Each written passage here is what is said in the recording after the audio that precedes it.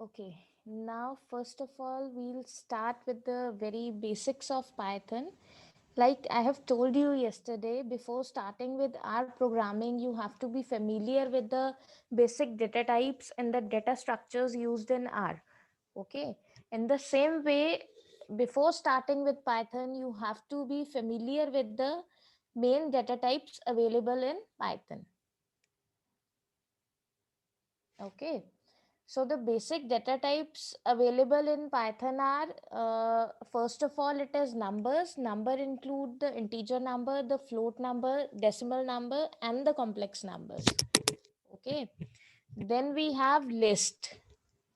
In list we can have sequence of items, and those items has to be in a particular order. Okay, and we can have different types of item, and the list are modifiable. Mutable means it is modifiable. You can change any value in a list, you can update the value. But we have another data type called tuple is almost the same as list, but it is immutable. That means you cannot modify any element in a tuple. All right, then we have string. String is simply a sequence of characters, you can say.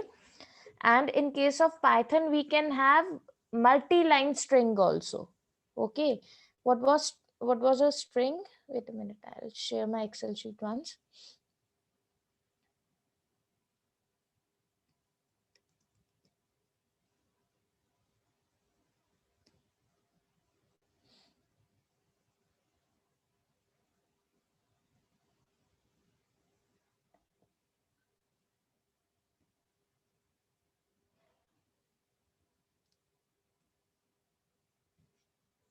Dr. Deepa, my Excel sheet is visible. Yeah, it's visible. Okay. See, what is a string? String is basically a collection of characters. Okay. It could be in single quotes, it could be in double quotes, and if it is in spread in multiple lines, we can use triple quotes. Okay, if it is split in multiple lines, you will have to use a triple quotes over here. Okay, triple double quotes or triple single quotes. All right, then we have set. Set is an unordered collection of unique item. The item should be unique. You cannot repeat the values. Right. Set cannot contain duplicate values. It cannot contain three tries in the list. Okay. It should have only unique items. You cannot replicate the items. Then we have dictionary. Dictionary is an unordered collection of key value pairs. Okay, we have a value and we have an associated key with that. Suppose this is the value, right? Hello is the value, and now the associated key is 1. Okay, this is a dictionary, right? And the very important thing, as we used to have the data frames in R, we have data frames in Python as well. And whatever CSV record or whatever tabular data we have, we can represent with the help of data frames only, right? When you are executing the machine learning models, basically your data is in the form of tables or it is in the form of data frames, right? So that is common in both the cases. See, I've given you an idea of KNN, but still I got 2-3 queries on that. So I'll briefly explain about KNN and then I'll go on with the implementation part. So KNN is a classification and a regression technique. Okay. What happens in KNN? The initial steps are, suppose we have rabbits and we have tortoise. Okay. And now we have inserted one unknown cell and we want to check whether it is a tortoise or it is a rabbit, right? So the simplest step is to take square root of the number of items we have. And there is one more elbow method. You can check it out. Okay. It is also used in k-means. So you can check it out once. So what I will do, I have total 8 items. I'll take the square root. Square root is 3. Okay. So the nearest 3 neighbors will be selected and the new item will belong to the majority voting. Now the majority voting says it is a rabbit, so it will be a rabbit definitely. And whenever you are applying KNN, just keep in mind you have to keep the value of K as an odd number. Okay. Then we discussed one formula of Euclidean distance. Okay. I'll go on with the example directly. We have this data set. See, this is a training data set starting from John till Jack. This Andrew is a new entry. We have to predict the value of loan, right? So above all entries are, except the last one, are your training data set. Okay. So what I will do in this case, I'll apply the Euclidean distance formula on the data set. All right. I will find the distance of this loan amount as compared to rest of the loan amounts. I'll calculate the Euclidean distance. After calculating the Euclidean distance, what I'll do, starting from the lowest one, suppose my value of K is 5. So, starting from the lowest one, we always take the lowest distance, right? So starting from the lowest one, I'll take 5 values. All right. And now looking at these 5 values, how many yes I have? I have 3 yes and I have 2 no. So the majority goes towards yes. So my output will be yes only. Fine. Now this was KNN algorithm. Now quickly moving to the code. See, I have picked up the iris dataset for performing KNN. Okay. Iris dataset is, it basically consists of 3 different species of flowers. It is Setosa, versicolor and virginica. Okay, now the features of the dataset are, this first column refers to the features of the dataset or the attributes of the dataset. Okay, we have the attributes as ID, we have sepal length, all the values are in centimeter, and then we have the species. I'll show you this dataset.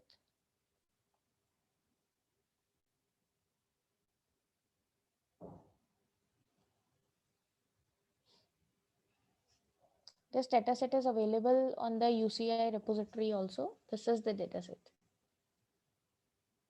Okay, this is a very popular iris dataset. You can download it. Right. Same, you will have to go to the data folder. See, again the data will be in this file. This is your data. You have to arrange it and the names you will get. Dr. Deepam, notepad file is visible. No, we see the browser right now. Okay.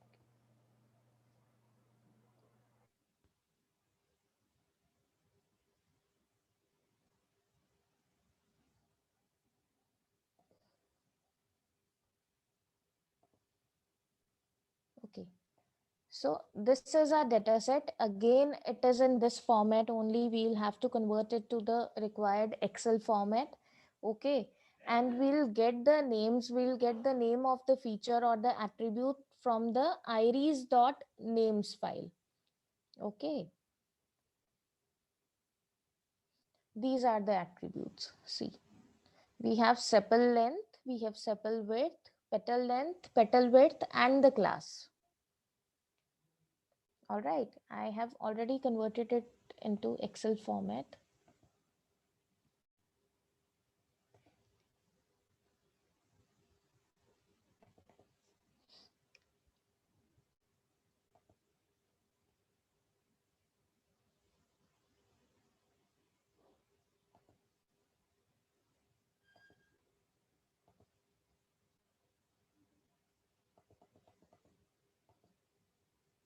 See, this is my data set.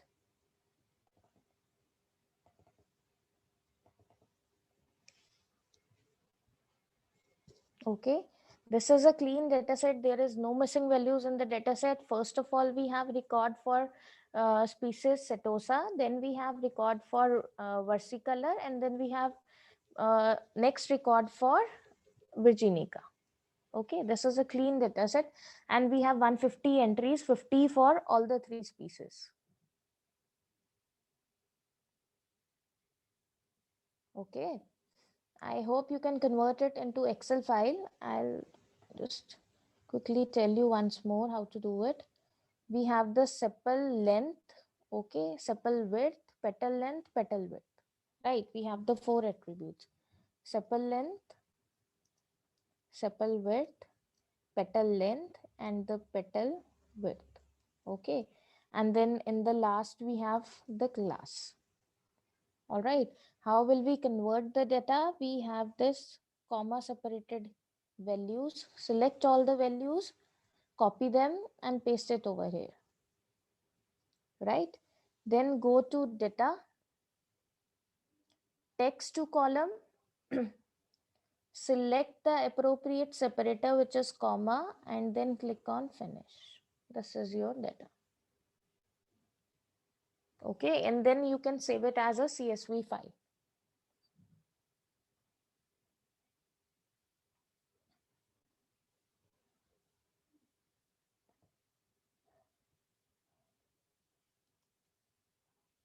Okay, so this is our data set.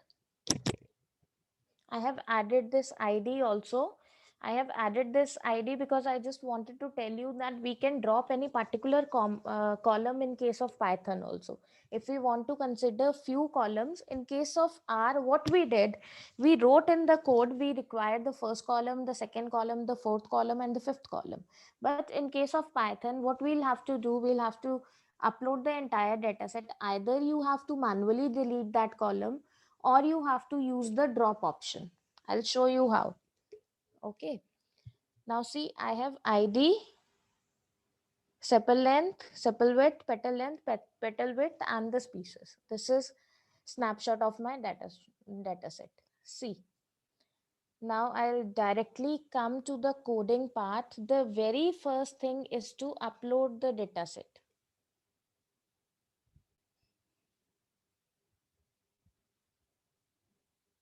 Okay, I'll show you how you'll do it in. See, I am using Google Colab. All right. You can open Google Colab. What you will have to do, you will have to click on this side folder. We have this side folder. You will have to click on this folder. Either there's one option that you upload your dataset in your Google Drive, and then you can mount it in this Google Colab. You can use it like that. Or the second option is, see, I have my dataset here. What I'll do, I'll directly go to files. All right, I'll right click over here. I have an upload option. Okay, now my data set is somewhere here. I'll click on the data set and then click on open. Okay, this will include my data set in this particular code, right? And see, whenever I have to include my data set in the coding part, whenever I have to call my data set, how I'll do, this is my iris data set. Click over here and copy the path from here. Copy this path and you can paste the path here. Okay, this is how you will include your data set. Or the second option is put your data set in the Google Drive and then you can mount it over here. Right, this is the easiest option. So now very first thing is I have imported one package, pandas. Okay, this package is basically used in Python to help you deal with the data sets or the CSV files. Okay, I hope I am audible now. Yes, you are audible. Okay. Right. And this pandas has been built upon one more package. I'll let you know the name. It is NumPy. NumPy is used for all the mathematical computations, all right, and pandas is made up on the NumPy package. It is built up on the NumPy package, and this package is used for basically implementing the machine learning models, including your CSV files. Okay, and whenever we are including this pandas, generally the CSV files we are including, that should be converted into a proper data frame format and then used. Okay. So the very first statement is import the particular package pandas as PD. Okay. Now, whenever I need to access a function from this particular library, I'll use this PD. Now, I have created a variable df. Okay. And what I have done, I have read the CSV file. I have read my dataset using pd.read underscore CSV function.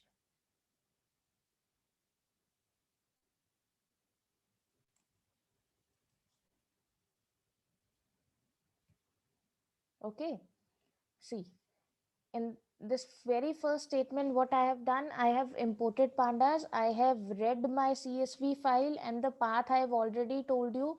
Every time you add a particular file, just click here, copy the path, and then include it. And sometimes still it will give you an error, then you can refresh it for once. Okay. And again, we have data frame df.head. Head means, as yesterday I have told you, it will show the very few starting records. Okay, it will show some of the starting records, right?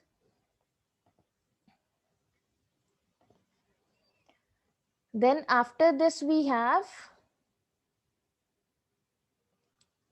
called the column attribute species dot value counts. That means we are simply counting the number of entries we have. Okay, we can directly call a column with the help of the column name or the attribute name, and the name was species, and we are simply counting the number of entries we have in that. Okay, and now see what we have to predict in this. We have to predict whether, after getting the input information, which species a particular flower falls in. Either it is Setosa, Virginica, or versicolor, in which species it falls. Okay, so our target in this case will be species, and rest all will be the input values. Okay, so the target I have saved as label. This is my target, and I can directly call a column with the help of the attribute name. All right. Now see what I have in data. Very first, what I have in data, I have done the table. I'll say the table, the data set dot drop, which particular column I am dropping, the species column I am dropping. Axis 1 means this species word has been written in the very first row. Okay, axis 1 means the very first line. Okay, so what I am dropping species. Why I am dropping species? Because this is our target variable. Okay, and secondly, I'll be dropping ID also. As I told you in the beginning, I don't require the ID. I have just added it to show you how to drop it. Okay, to drop the ID column, again I'll do the same thing. We have the function data.drop. We are dropping the ID, okay, in the very first row. All right, see, there is some similarity between R and this Python, like the way it treats the table, okay, the way it works with the CSV file. Just the syntax is different, okay, and the name of libraries is different. Right, now see what I have in this data. I have sepal length, sepal width, petal length, petal width. I have dropped rest of the two things. Okay. Now, what will be the next step? In the next step, what I have to do, I have to partition my data set into training and testing partitions. Okay. What I have to do, very firstly, I'll take the data set, right? And after taking the data set, I will divide it into the training and testing partitions, right?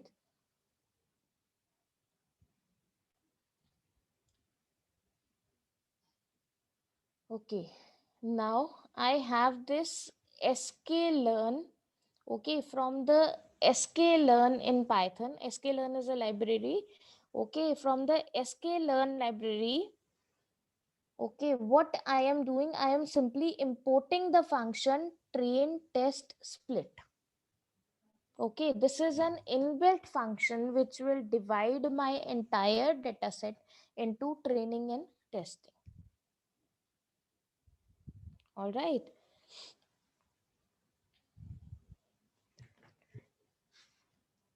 See what I have done. See, I have 4 variables. I'll explain you in the Excel sheet itself.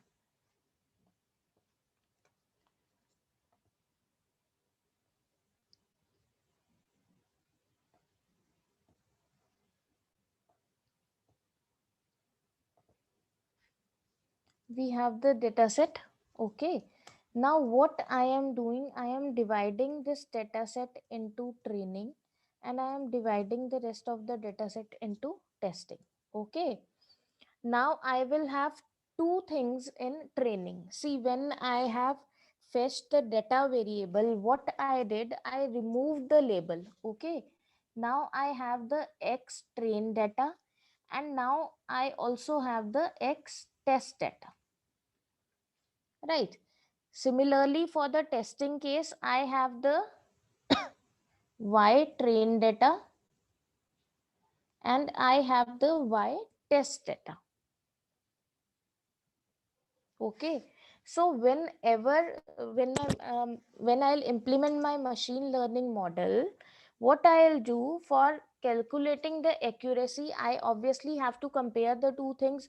The first thing will be Y test. Okay, this one.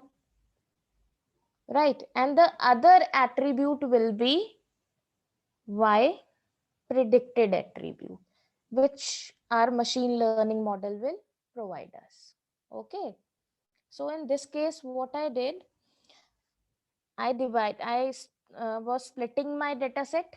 Okay. I am using data here. Data means which data I have already dropped two things from the data. I have dropped the species and I have dropped the ID. Okay. And rest of the data. Okay. And see, I've written label here. Label, why I have written? Because in case of training, we require the uh, input data also, we require the output data also, as you know. Okay. And we have separated the output data, we have kept it in label. So in this case, I have, this is my input data, this is sort of my output data. Okay. Now the syntax is will provide the testing data set size over here. So if it is 25% of the data is going in testing, that means rest of the 75% data I'm using for training. Okay. And in case of R, you remember we have used that seed. Okay. For random division of the data, we used to use that word seed. That same is represented as random state in Python. So this is my seed value. Right. So what I have did basically, I have in this step, I have divided the data into training and testing, and I have said that I'll use 75% for training and I'll use 25% for testing. All right. Now I have to train my data set. Okay. Again, we have the sklearn library. It has many functionalities. You will get it on Google. It has many functionalities. Now we are going to apply the KNN algorithm on this. So we will have to import k neighbors classifier. Okay, see, the name of this package and the name of methods is different in all the three things. It's different in MATLAB, it's different in R, and it's different in Python. Okay, so now we have the K neighbor classifier. Okay, this K neighbor classifier is used to train our model. Okay, what we'll do, we'll create a variable classifier and we'll call the function K neighbor classifier.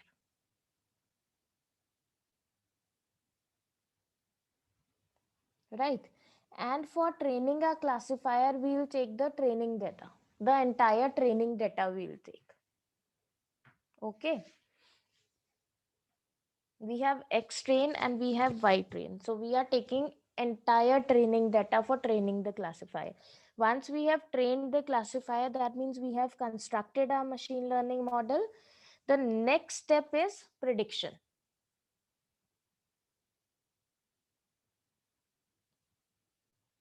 Okay, now we have the function classifier dot predict, and we will apply it to the X test data. Okay, just take care, we are applying this to X test data. That means what we are doing, we have trained the classifier on the training data and we are now predicting it with the testing data, X test data. All right, so accuracy will be calculated. I have told you earlier also, accuracy will always be calculated on the testing data. So for accuracy, we will need the Y test data and we will also need this prediction data. Okay, this prediction data we have got from our machine learning model. When we'll execute this code, we'll get the, see, for calculating the accuracy, we have to import this metrics library, and in this we have a function accuracy underscore score. Okay, the accuracy of a model is 97.36%. This was KNN. See, when I'll implement this, I'll get the accuracy as 97.36. Okay, I missed one thing. Let me tell you this also.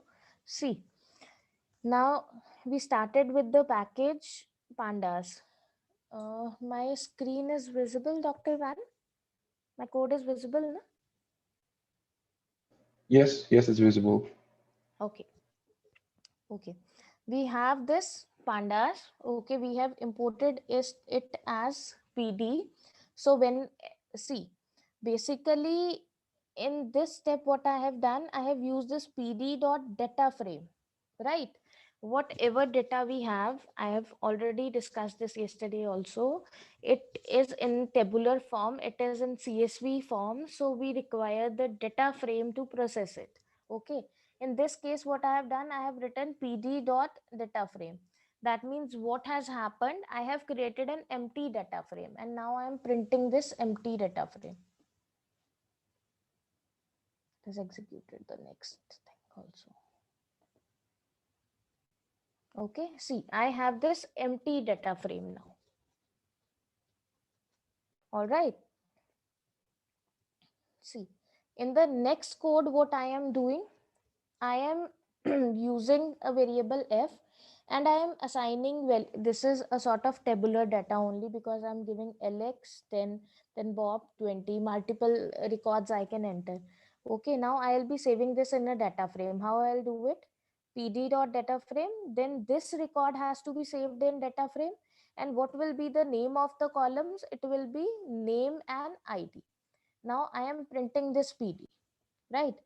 When I'll execute this code, see, this is a tabular arrangement. So why we basically use the data frames whenever we have a tabular arrangement, whenever we represent the things in table, we use a data frame.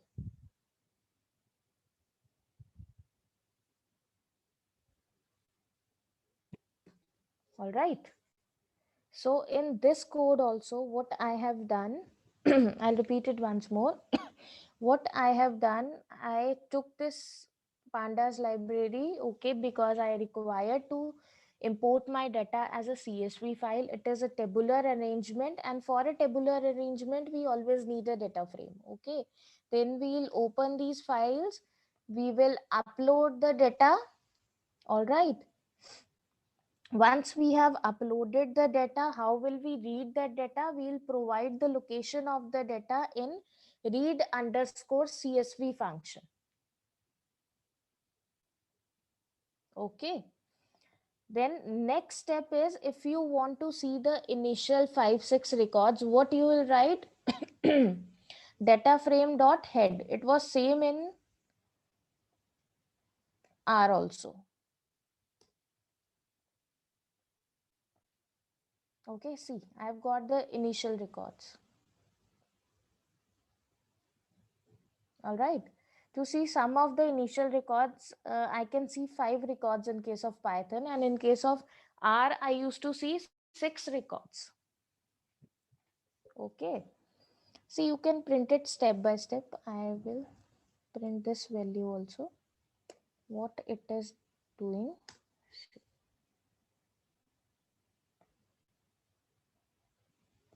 See, I have got the output that I have 50 records for Setosa, I have 50 records for versicolor, and I have 50 records for Virginica.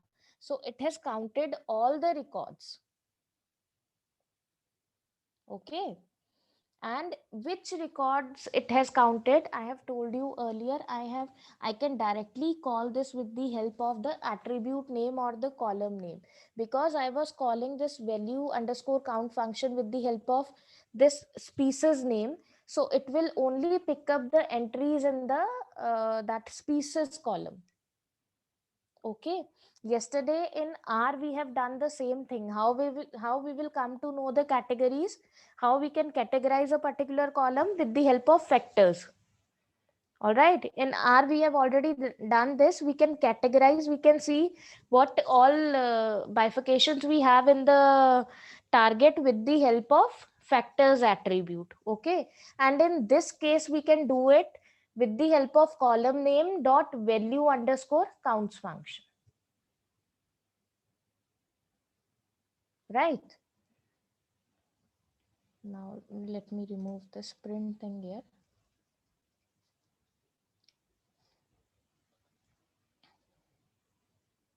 You can see any line. Suppose you want to see the label. Okay, what is there in the label? You can write it like this. Okay, and you can print it.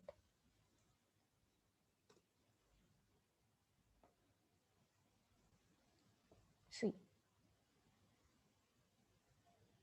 these are the labels. That means we have the species in the label variable. All right. Now in this case, let me print the data also once. What I am doing, I am dropping the species column.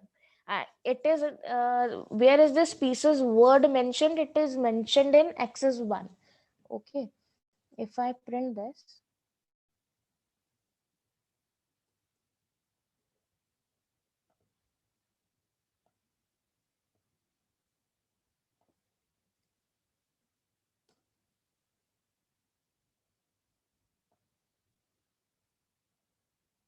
see, now just see the records. I have the ID, I have sepal and sepal width, petal and petal width. I don't have the species now. Okay, and if I print this data again after this point, now next time I am removing the ID. Okay, now I am printing the data.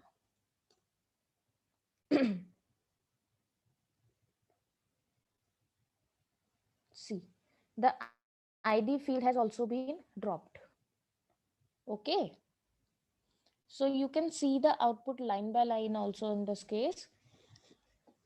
Right, after dropping the columns, next step is to test and train the model. For that I have it is again present in the sklearn library. Okay, and I have to import train test split.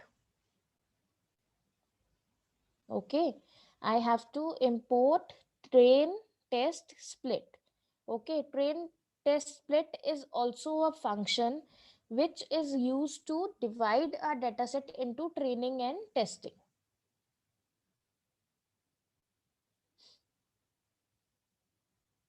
Okay, and it is available in the sklearn model selection library. So what I have done, I have included the data here. Remember, this data is without the label. Okay, and I have included the label separately. Label mean the species, the target. Okay, see, in case of R, what I used to do, I used to write the things as output variable followed by the tilde sign, and then I used to write f1 plus f2 plus f3. Okay, that was that was a way to recognize the input and the output.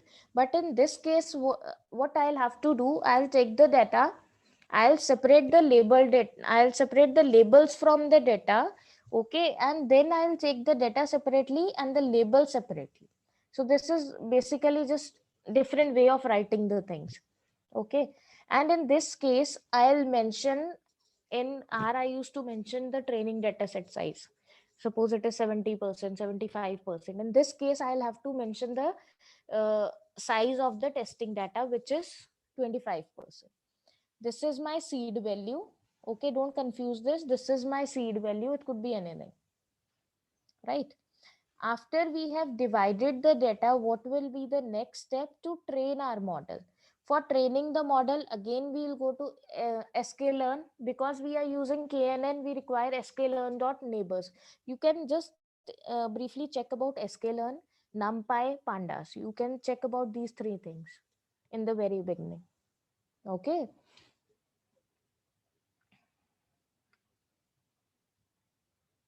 What I am doing here, I am including the K neighbors classifier. The KNN classifier is present in this K neighbors classifier. Okay. Now the name of the classifier, I'm simply calling the method K neighbor classifier I'm going to use. And what I'll do, I'll fit this classifier on the training data of both X training data and Y training data. All right. And after I am done with the training part, next is the prediction part. And next, for calculating the accuracy, what I'll do, I'll compare the testing values I used to have and I'll compare the predicted values. Okay, so in this case, I'm calculating the predicted values using the classifier.predict function. Okay, it will be applied to the X testing data and we'll get the prediction. Okay, and then to calculate the accuracy, what we are doing, we are simply comparing the predicted values and the values we had in the testing data set. Okay, and the accuracy will get, I changed the code somewhere.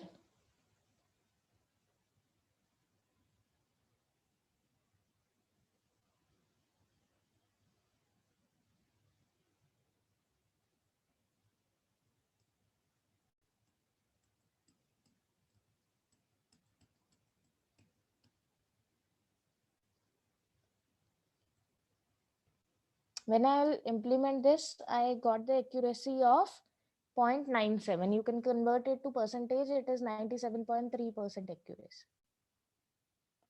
Okay, so this was a KNN algorithm. Okay, now I have explained this KNN algorithm, the details of this algorithm. It works on this principle, Euclidean distance. Okay, but when you are calling it in case of this Python or you're doing it in R, what happens? The code or the logic is executed internally.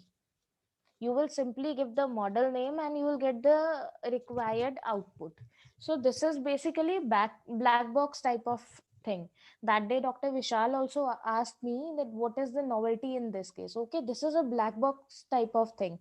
Very first thing is, if you want to add novelty, the very first thing I'll recommend, implement few more basic models, and you can combine those models to add novelty. Okay, in case of classification, I'll give you one example. There's a technique called multi-level ensembling. What is that? You will take two models, you will run suppose 10 models. Fine, you will take the best combination of 2 3 models, and you will see how much error rate you have got, how much accuracy you have received. Okay, and from those model, what you will do, the error rate you have got, you can optimize that error rate, you can apply some more models which have less error rates, and you can prepare the second level for which will give you less error. And at the last, what you can do, you can combine all those 3 4 models, and you can prepare an ensemble, you can prepare a hybrid approach. That will be one novelty. All right. And one more thing, whenever you are executing this machine learning model, don't take it as this black box type of thing. Try to understand the internal logic, how it is working on your data set. Okay, just go through the model, the basics of the model, like I have given you in the slides. Those are very, very easy basics. Okay, what you have to do, you simply have to take your data set and you have to apply your logic on that, and that way you will get a uh, fully explored data set. You will be able to come to a good statistical conclusion also. Okay, so don't take it in black box kind of manner, just implement it and just understand the logic behind this, right? So I am done with this KNN thing. I'll Dr. Deepam, can we take a break of 5 minutes and then we'll start with clustering? Yeah, for sure. Right. So Yes, I sure. yeah. So dear participants, we have a break of 5 minutes. Then we will again start this session at 9:30. Thank you. Dr. Ivan, we can stop. Sure, Dr. Deepam. We have a Okay. query in the chat box. Okay. There is one query from Ms. Ruchi that if we are applying different algorithm, then apart from their output, is there any other way to judge which is the best algorithm? Very interesting and useful query. So, Dr. Disminder, if you say, can I handle? Sure, sir. Sure, please go ahead. Thank you. So, Ms. Ruchi, actually, while choosing an algorithm, we have to consider some things like size of the training data, accuracy, speed or training time, linearity, number of features. Like I just, these are the most five, or there are some other parameters also, but these are the 5 parameters as per my experience, which decides that which algorithm we have to choose. Like I'm just giving you one example. Generally, it is usually recommended to gather a good amount of data to get reliable predictions. Okay. So, however, many a time the availability of data is constrained. So, if the training data is smaller, or if the data set has a few number of observations and a high number of features like textual data, genetics, etc., so choose algorithms with high bias, low variance like linear regression, naive-Bayes or linear SVM as Dr. Jasminder explained. So, but if the training data is sufficiently large and the number of observations is higher as compared to the number of features, so we can choose low bias, high variance algorithms like KNN, decision trees or kernel SVM. So similarly, accuracy, speed or training time, linearity, number of features. These are some basic and important parameters which helps us to choose the best algorithm. So I hope, Ms. Ruchi, you are clear now.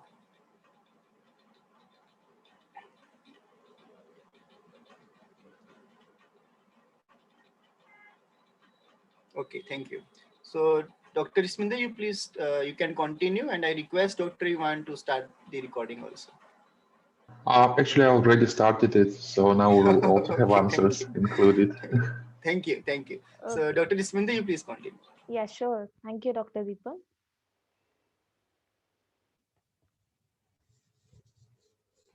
Okay.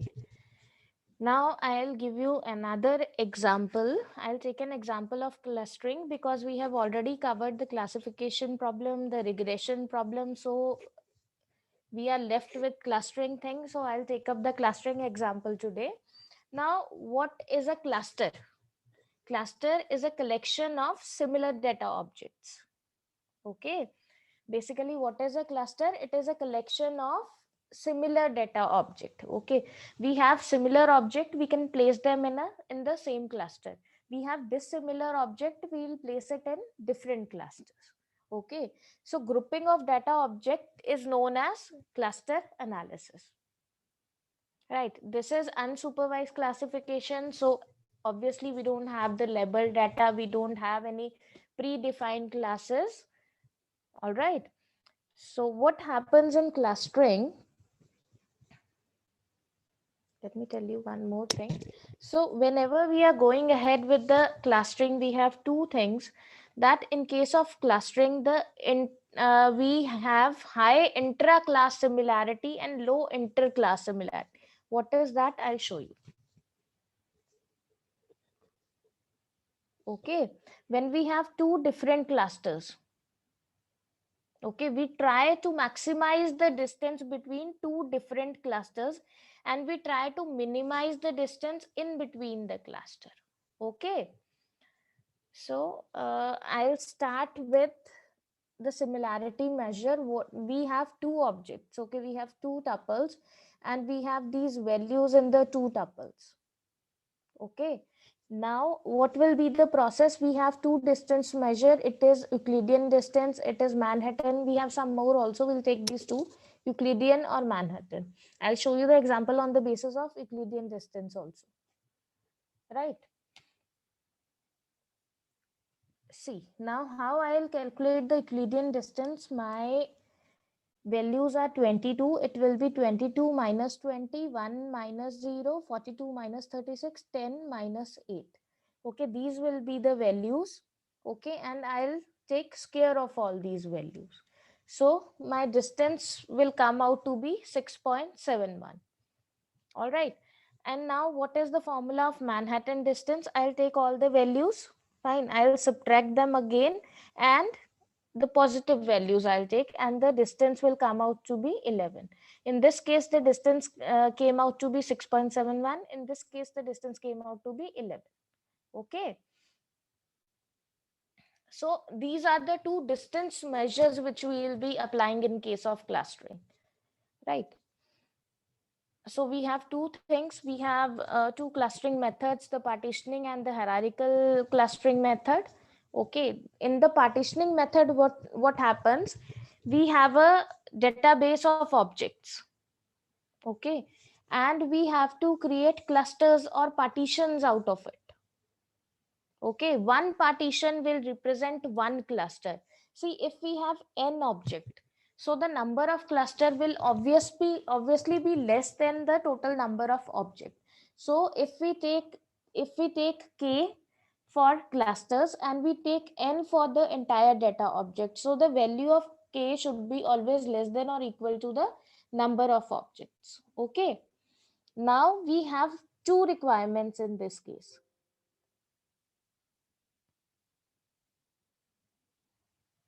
We have two requirements in this case. The very first requirement is each group contain at least one object. If we have to form one cluster, at least there will be one object. Okay, and that one object can belong to one cluster. It is not possible we have one object and we will distribute it in two clusters. It is not possible. Those has to be perfectly independent. Both the clusters has to be perfectly independent. So the object will belong to one particular cluster only.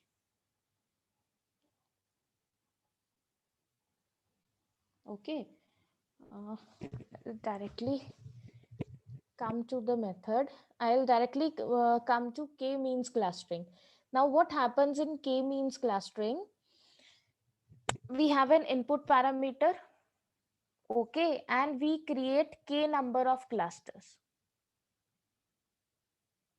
Okay, and inside the cluster there can be similarity, but outside the cluster between the two different clusters the similarity index is low. All right, so what is the basic algorithm? The very first step is randomly select k of the object. Okay, you have certain data values. Okay, what you will do, you will select k object which will initially be the cluster mean. They will represent the cluster mean. Suppose you have 100 of entries and you have selected 10 values. You will randomly select 10 values and make them cluster mean. Okay, and then what will happen, the remaining object will be assigned to the particular cluster based upon the distance between the object and the cluster mean. I'll explain it with the help of example also. Just I'm giving you an overview of the step. What we do, suppose we have 100 values, we will randomly pick up 10 values and make them the cluster mean. All right, so now we are left with 90 values. Those 90 values will be sent to a particular cluster based upon the distance measure between that value and the mean value. Now you will calculate the distance between that particular value and you will calculate the distance between the mean value. Okay, and then you will send that particular value in a particular cluster. Okay, now this is the first iteration. What you have done, you have basically created a cluster. You have a centroid type of thing, you have a cluster mean, and you have object inside that cluster. Means you have created a circular arrangement. You have already done that in the very first iteration. Okay, now what will happen, suppose there are 10 clusters. You will pick up the elements of one cluster and you will compare it with rest of all the clusters. Okay, you will again compute the distance. If the distance is less, you will move that particular element to the different cluster. All right, and the central, and when will you stop this iteration? You will stop this iteration when there is no movement between objects from one cluster to another. This is an iterative process. Okay, and you can say it will stop when there is convergence. Basically, by convergence we want to say if we have already allotted clusters, fine, and there is no movement between the object and the cluster to different cluster, so that means our algorithm will converge. I'll give you an example. Suppose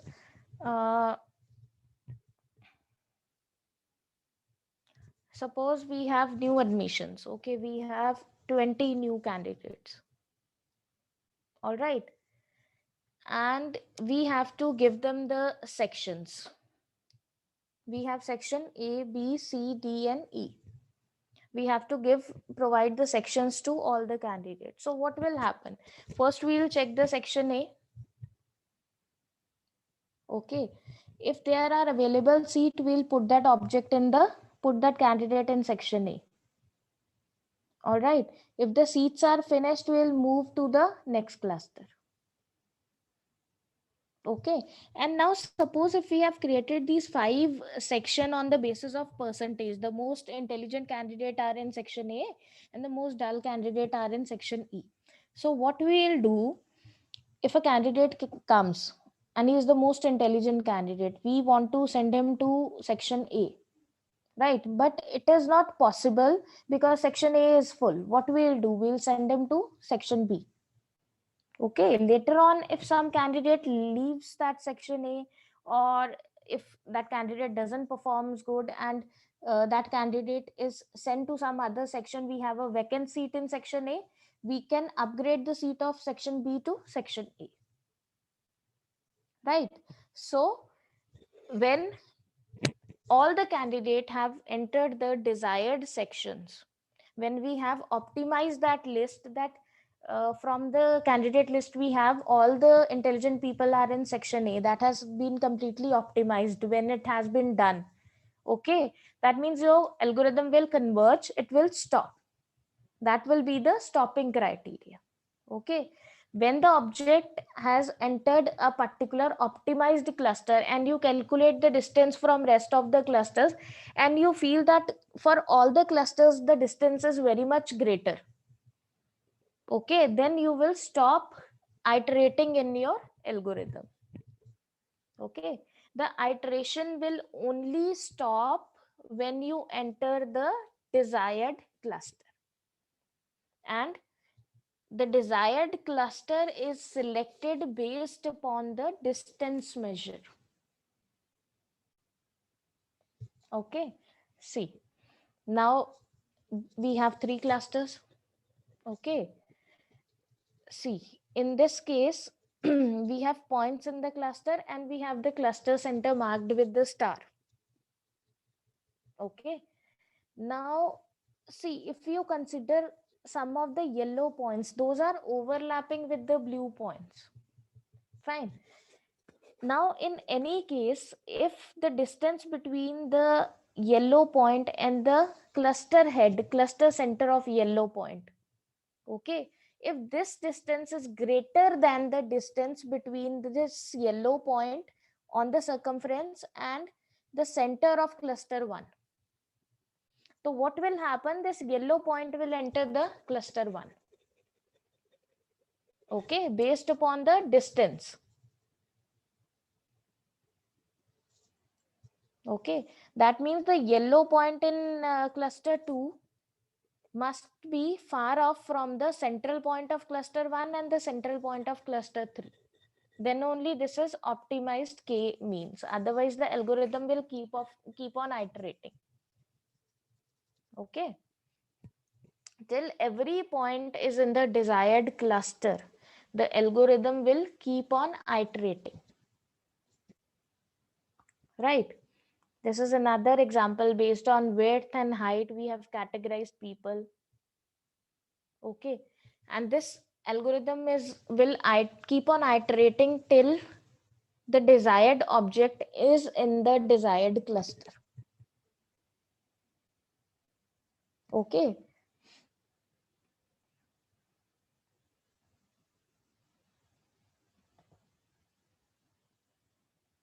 see, suppose this is the center point for this cluster. Okay, and this is the center point for this cluster, and probably I'll take this as the center point for this cluster. Now just see the distance. I'll take this object for the distance measure. Okay, this person for the distance measure. Now just see, if we calculate distance between this and this person, the cluster center. Okay, and secondly we calculate this distance with this center.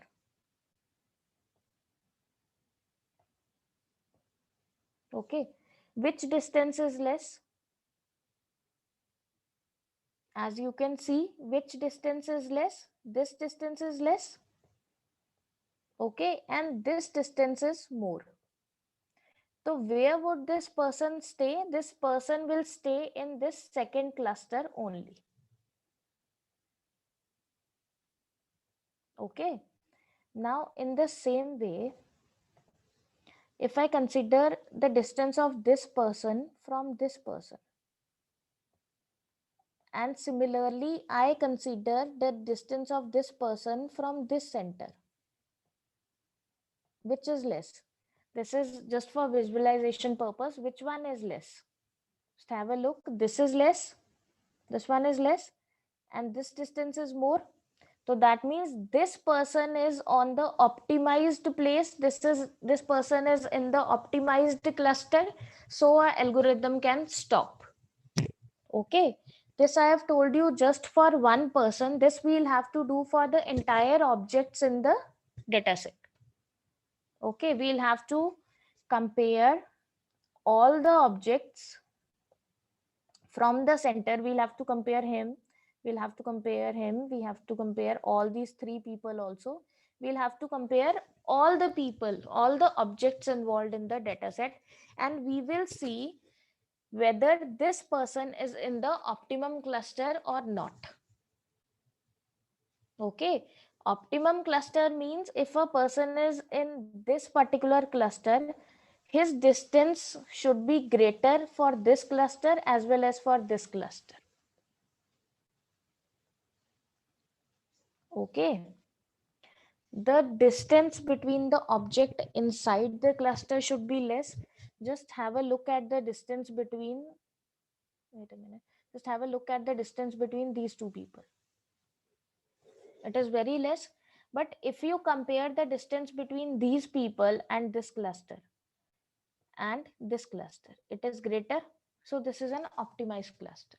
So what we basically try to do, we try to reduce the distances inside the cluster and we try to maximize the distances outside the cluster. In this case, in the previous case,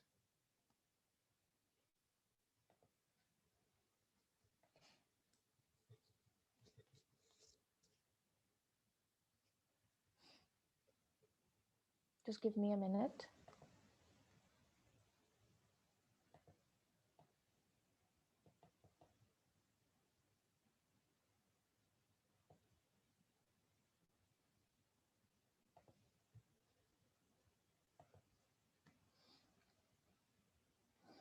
See, now in this case, if you see,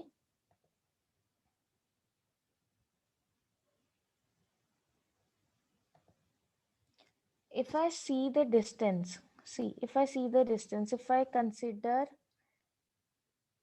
take another color, if I consider this point, okay, what you will have to do, you will calculate the distance of this point with this central point, okay, and you will have to calculate the distance of this point from this central point, okay. Whichever distance is less, the point will move to that particular cluster. Okay, whichever distance is less, the point will move to that particular cluster, and this will be done till all the points are in the optimized cluster. Okay, you will stop your algorithm only if all the points reach their specified destination.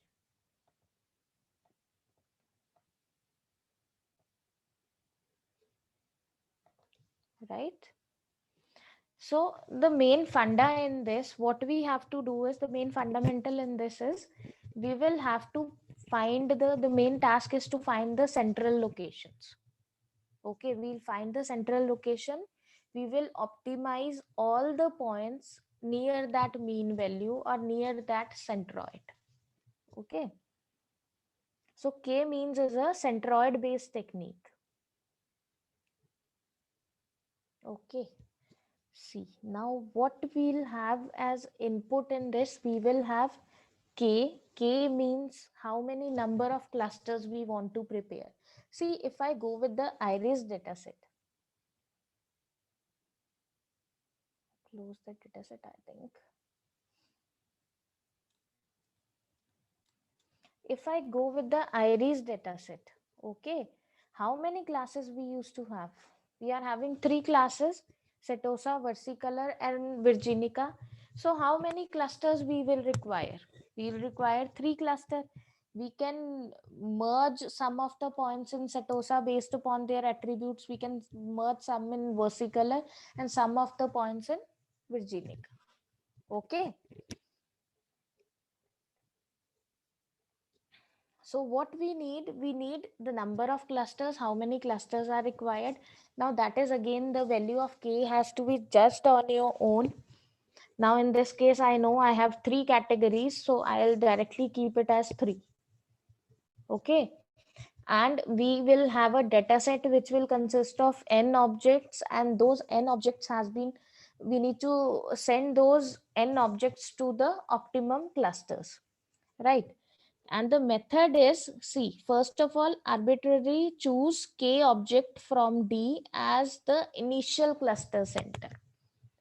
Initially, when we have the data, okay, when we have voluminous data, we don't know okay, which all values which will serve as the mean point, on which all values will be merged together so that we can calculate the mean.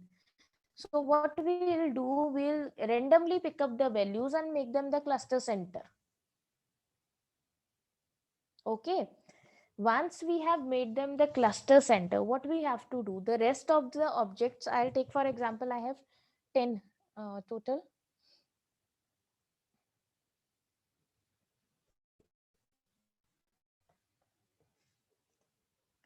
Suppose I have total 10 values. Okay, and I said my value of k is suppose 3. All right, so what I'll do, out of these 10 values, I'll take the values 1 to 10 only for ease. Okay, what I'll do, I said the value of k will be 3.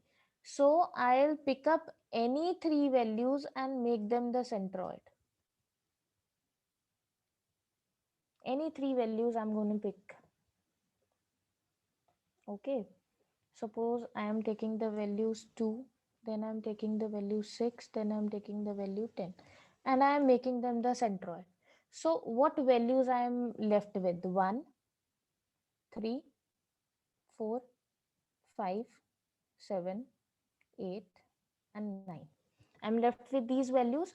So now what I have to do, I have to calculate the distance of 1 from 2, 6, and 10. Okay, and the lowest distance. Suppose the lowest distance is, I have values 2, then I have 6, then I have 10. These are the central values. Okay, so suppose I have calculated the distance of 1 from 2, 6, and 10, and the least value comes out to be 2. So what I'll do, I'll keep this 1 over here. Okay, similarly, if I'll compare the values 3 with 2, 6, 10 and see the least distance and categorize it. Same way I'll do it for 4, then for 5, then for 9. Okay, then 7 and 8. Okay, now roughly I have allocated these values in the cluster. Right, now what I'll do, I'll check the distance. Okay, this is the initial step. Okay, so what I am doing is, in the very initial step, I am choosing arbitrary value of k and I am throwing those objects in any particular cluster. Okay, and then what I am doing, I have assigned each object to cluster to which the object is most similar based upon the distance. Okay, and then we have updated the cluster mean. We will collect the object, we'll calculate the mean, and then we'll update the mean. After updating the mean, then we'll again check whether an element moves to some other cluster or it stays there. Okay, and till when I'll have to execute this algorithm, until there is no change and all the points fall in the desired cluster. Okay, this was just an algorithm. Now let me come to the example.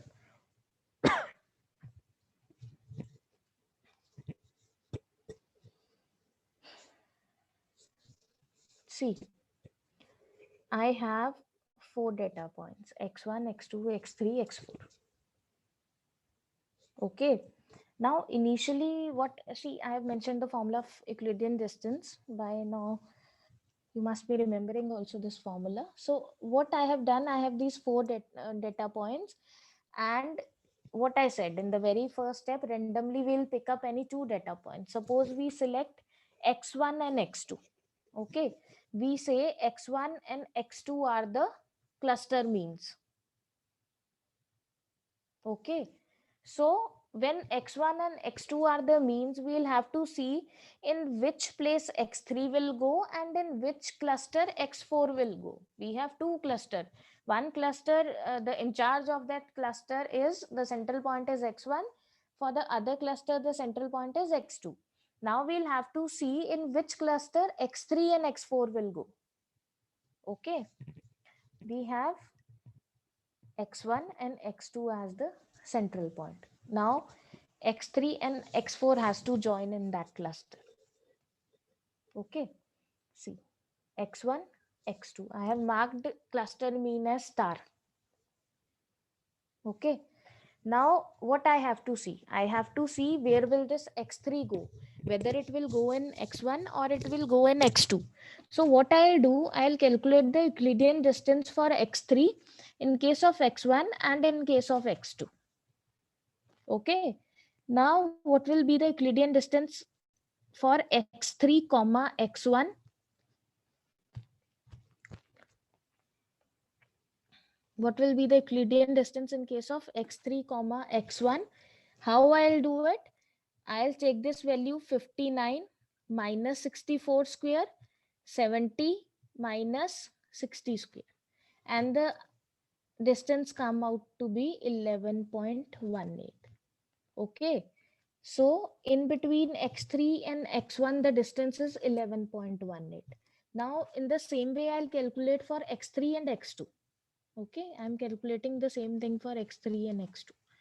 Now what is the distance? 59 minus, sorry, x3 and x2. 59 minus 60 square, 70 minus 61 square.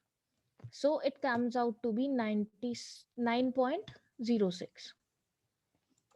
So which is minimum? 9.06. So that means the minimum distance for x3 in case of x1 and x2 is this x2. That means x3 will move to x2. x3 will move to this cluster. Okay, now we'll do the same thing for x4. We'll calculate the Euclidean distance for x4, x1.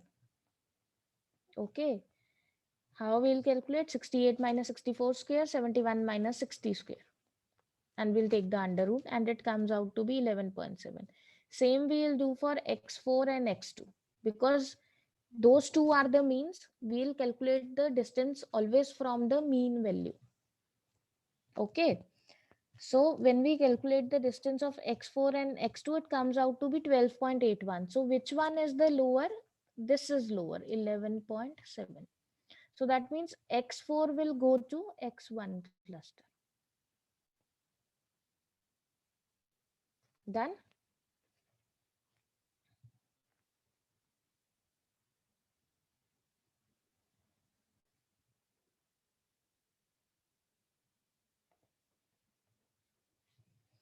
x1 will include now x4 and x2 will include now x3. Right? Then we have one more parameter, which is cluster quality. And how will we check the cluster quality? We will keep on iterating this process.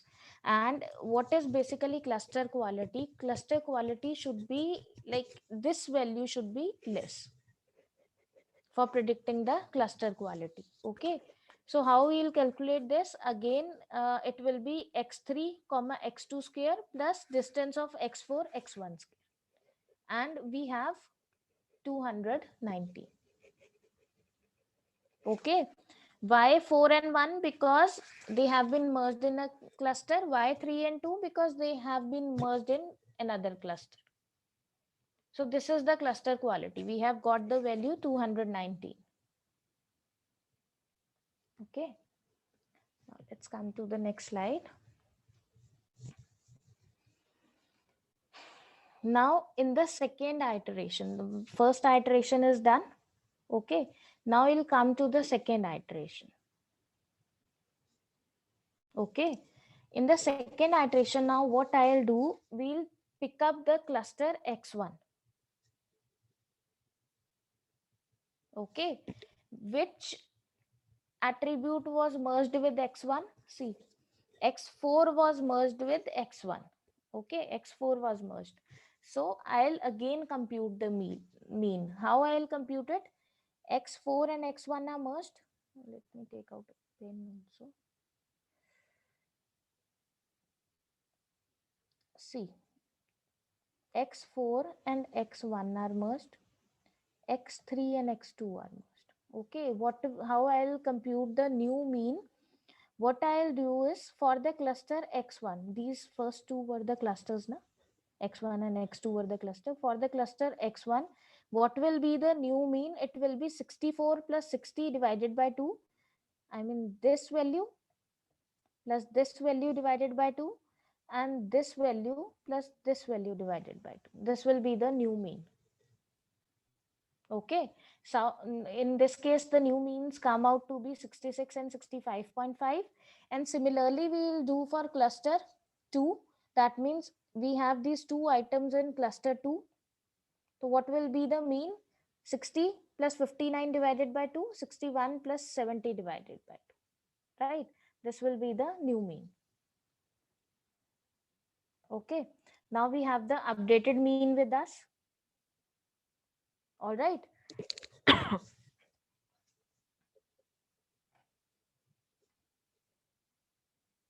Okay, the updated mean in case of first cluster was 66, 65.5. Now we will again check it with the updated mean.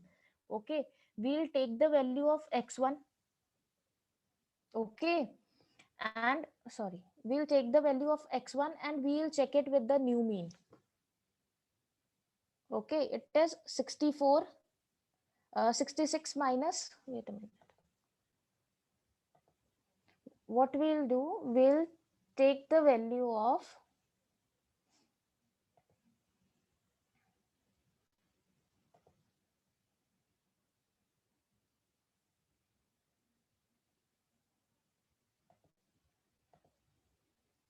we will take the value of x1 and we will take the new mean. Now the value of x1 is 64 and 60. Okay, so what I'll do is 66 minus 64 and 65.5 minus 60, taking the square and then the square root. My distance will come out to be 5.85. Okay, now again x1 will be compared with the new mean of the other cluster. In case of other cluster, what mean we got? We got 59.5 and 65.5. Okay, so what I'll do, again I'll compare this x1 with the new mean. Now I'll compare x1 with both the means, then I'll compare x2 with both the means, x3 with both the means, and x4 with both the means. Okay, so when I compared x1 with the second mean, my answer came out to be 7.1. So which one is lower? This first one is lower. Okay, what does that mean? That means the point we randomly took as the cluster mean, that was correct. That point is going to stay in that same cluster. All right, and which was the other point in the same cluster? X4, I think. Dr. Deepam, it was x4, right? Yes, Dr. Sminder, it's x4. Yeah. So the other point which was in x1, that was x4. So I'll directly move to x4 now. I have the new means. These two are the new means. I'll check the distance of x4 from both the means. Okay. Now which one is less? 5.85. Okay. That means x4, where will this x4 stay? It will stay in the first mean, x1 value only. Okay, similarly I'll check for x2 and x3. All right, this I have to check in iteration. Okay, after the iteration, again I told you in the very end what we'll do, we'll check this cluster quality. What is the quality of the cluster now? Okay, so that quality will obviously be checked with the new mean itself, and it comes out to be 109.49. So that means this cluster is much better than the previous one. Okay, see, x1 is with x4, there is no change, and x2 is with x3. And the central point which we have picked up, okay, earlier we picked up x1 and x, wait, earlier we picked up x1 and x2 as the first mean point, okay, and in the second iteration our mean came somewhere at this point, okay, though no object has moved from one cluster to another, but the cluster mean has moved, okay, and this mean, this central point is better for than the previous central point because we have checked it in the quality metrics, okay. This, we will be taking up this mean. If we have to insert a new data point, we'll take up this new mean now because the quality which came in this is better, okay. So according to this new mean, now we will categorize the new point which comes. All right, I have just one slide for this cluster. You once please go through this. I'll give you the values, try to compute it, try to check it out once, okay. This was the primary table. Take x1 and x2 as the first mean and calculate the second mean. It will take 10 minutes. Just try this out because the code is very simple. It is like 4-5 lines. Dr. Ivan, Dr. Deepam, we are giving them 5 minutes for this and then I'll move to the code. Okay, okay, I think I can Sure. pause the video for this. Slide. I think you have cleared. This ADX, na, we have DX1 66, 65.5. Okay, I'll tell it once again. I know this is a bit confusing. See what points we have. We have the x1 point and we have this new mean. You are clear with this now? We have two new means, okay? One is 66, 65.5 and the other new mean is this one, okay? We have two new means. Now what we have to do, we have to see whether x1 will stay with the previous mean or it will go with the new mean, okay? So we have x1 here, we have the value 64 and 60 here, and we have the new means. Okay, first we will take this mean 66 and 65.5. So what will be the Euclidean distance? It will be 66, this 66 minus 64 square, this 65.5 minus 60 square. Okay, we will calculate Euclidean distance for this. Then in the second case, I have the second mean, na? Right? What I'll do? I will take 64 minus this 59.5 and 60 minus 65.5 and we'll square it and we'll get this value. So in both these cases, which is the lower value? Which one is the lower value? The lower value is 5.85. So definitely my x1 will stay with the previous mean only. Clear?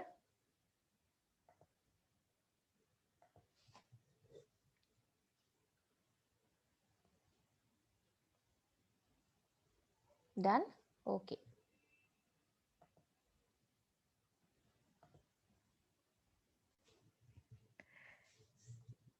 Now tell me the queries at the end of the session. Let me complete this code. Okay.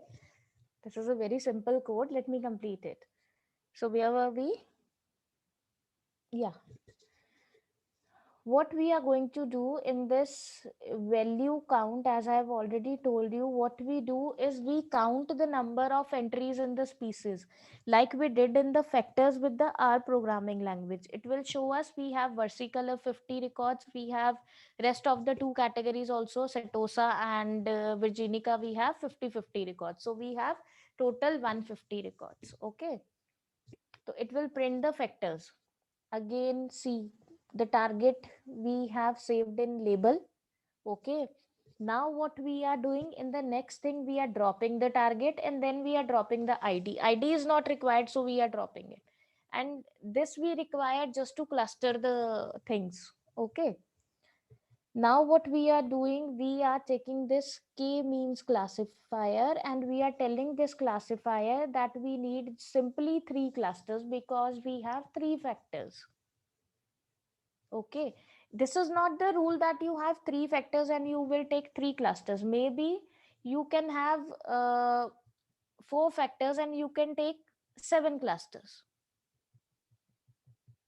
All right, but because this is a very clean record, this is a very clean data set, and I know there are just 3 target and every object will go in just one target, so I am taking it as 3. You can take it as 5 and try. Okay, first of all, we have seen this in the previous code also. What we do, we call the method for the classifier and we fit that method, okay, to the data. So the next point is fitting that method to the data. Fit predict, we are fitting it to the data. Okay, and then we are finding out the clusters. Okay, these are your clusters. Okay, these are the center points which we were calculating. These are those central points. If you calculate it manually, still you will be able to do it. Okay, this is the code for KNN. See, code you will get on the internet. It is not that difficult. You can modify it according to you. And one more thing, when you have plotted this cluster, now you can do one more thing. You can, I mean, you have calculated this cluster, then you can prepare a scatter plot for this. Okay, it will give you an output somewhat like this. Okay, so you will be, and you can use the color rainbow for that. It will give all the clusters, n number of clusters must be there, all the clusters will be in different colors. Okay, you can plot it and you can visualize your data. Okay, that's all for now. Dr. Deepan, Dr. Ivan, we can have the queries now.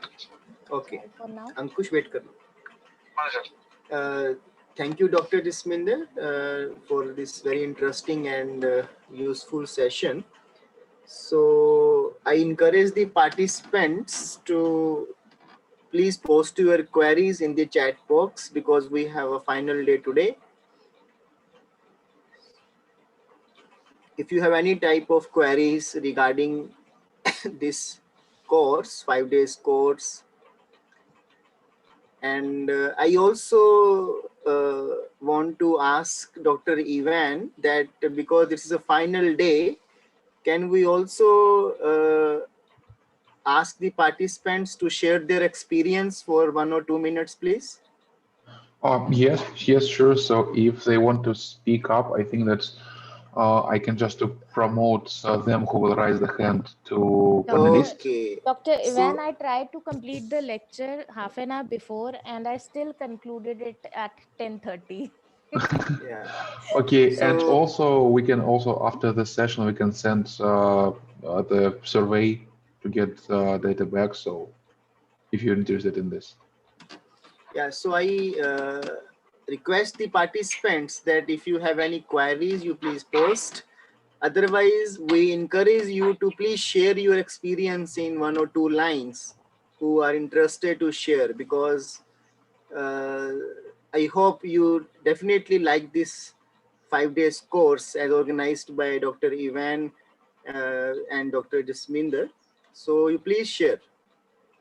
You can raise your hands. We will give you an access to unmute yourself. And if you have any queries, and later on also you can mail us. You can either mail Dr. Ivan or you can mail me directly. We'll be there for answering your queries.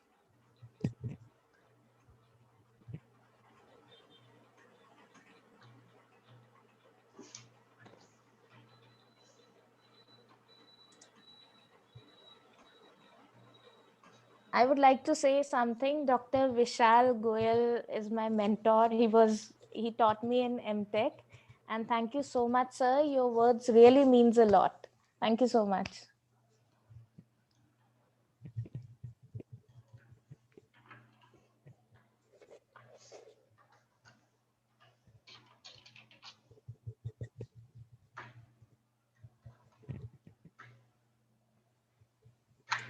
So it seems that all the participants are satisfactory and they are overwhelming. So they are writing in chat box only.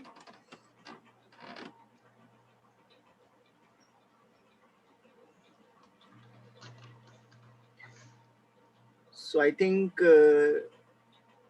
Dr. Ivan, we should have a formal thanks to all the participants, please. Yes, so I could just thank you to everybody who joined. First of all, thank you for our speakers and their assistants. So thank you, Dr. Jasminder and Dr. Deepam for handling this session for us, and so for everybody who joined, because we have people today from India, from Brazil, from I see from France, Russia, and Italy, and so pretty diverse team came here to join us and spend their time with us. Thanks for this. It was a really wonderful session and very informative, explanative, and I hope everybody gathered a lot of knowledge around this topic. And so yes, just thanks a lot for this wonderful machine learning week, which we have during this several days which we spent together.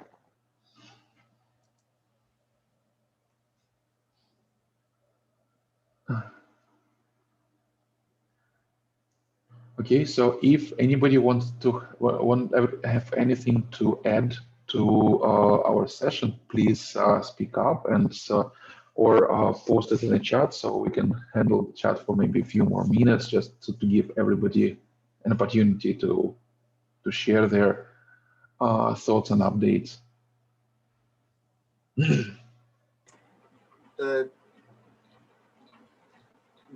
Dr. Ivan, we also thank you for your so humble and very cooperative nature. We really appreciate you, sir.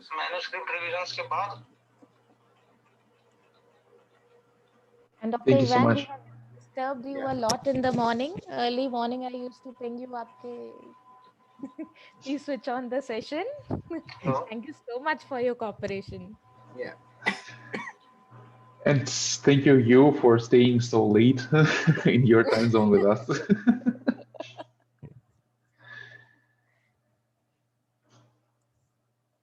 my pleasure. So, can we wind up the session?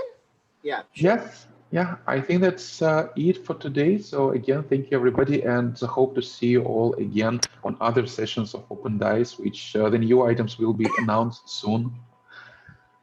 Sure. Thank you. So thank you so much. Have a Thank you, nice everybody. Thank you so much, Thank you. Dr. Ivan. Take care. Thank you. Thank you. You too. Thank Bye-bye. you. Bye. Bye, Dr. Deepam. Take care. Bye, Dr. Sminder. Bye, Dr. Ivan. Thank you.